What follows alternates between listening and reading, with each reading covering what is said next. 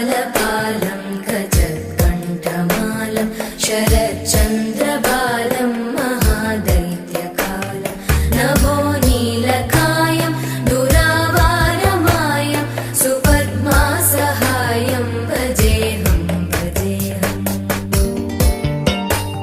सदाम्बोधिवासं गलत्पुष्पहासं जगत्सन्निवासं शतादित्यभासं गदाचक्रशस्त्रं लसत्पीतवस्त्रं हसच्चारुवक्त्रं भजेऽहं भजेऽहम्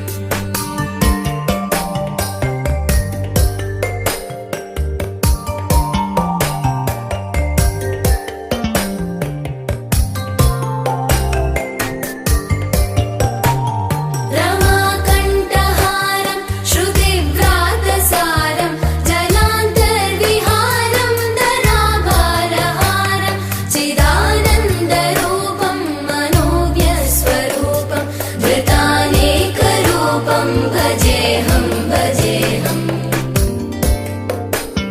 जराजन्महीनं परानन्दपीनं समाधानलीनं सदैवानदीनं जगज्जन्महेतुं सुरानीककेतुं त्रिलोकैकसेतुं भजेऽहं भजेऽहम्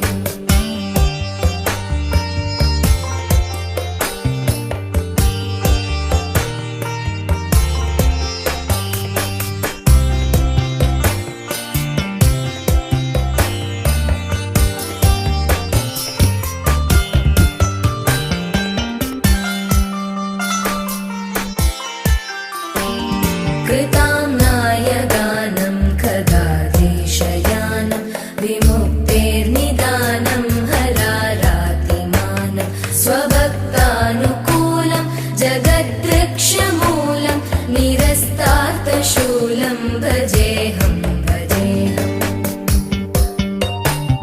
समस्तामरेशं द्विरेवाभकेशं जगद्विम्बलेशं हृदाकाशदेशं सदा दिव्यदेहं विमुक्ताखिलेहं सुवैकुण्ठगेहं भजेऽहं भजेऽहम्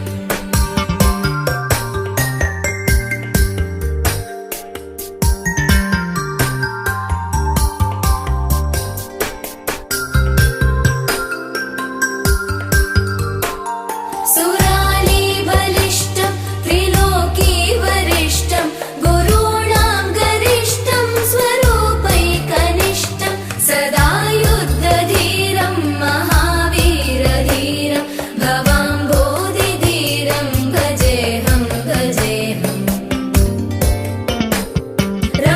रमावामभागं तलानग्ननागं कृताधीनयागं गतारागरागं मुनीन्द्रैः सुगीतं सुरैः सम्परीतं गुणौघैरतीतं भजेऽहं भजेऽहम्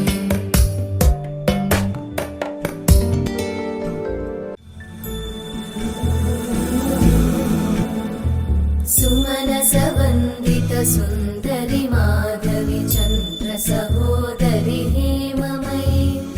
मुनिगणवन्दितमोक्षप्रदायिनि मञ्जुळभाषिणि वेदनुते पङ्कजवासिनि देवसुपूजित सद्गुणवर्षिणि शान्तियुते जय जय हे मधुसूदन कामिनि आदिलक्ष्मि जय पालय माम्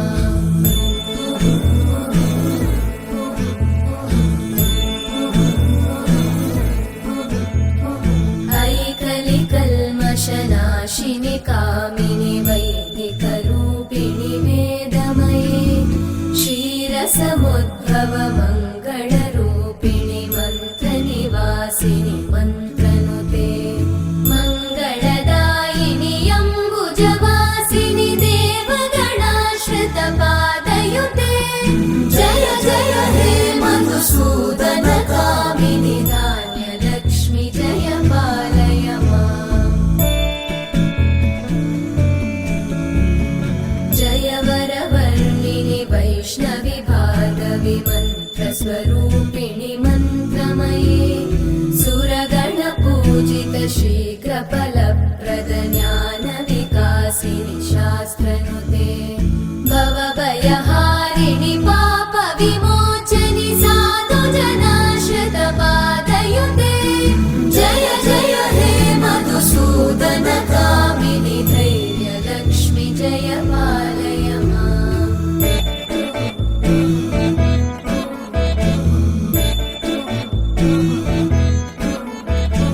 जय जय दुर्गतिनाशिनि कामिनि सर्वफलप्रदशास्त्रमये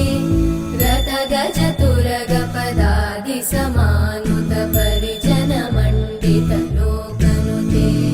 हरिहर ब्रह्म सुपूजित सेवित तापनिवारिणि पादयुते जय जय हे मधुसूदन कामिनि श्री गजलक्ष्मी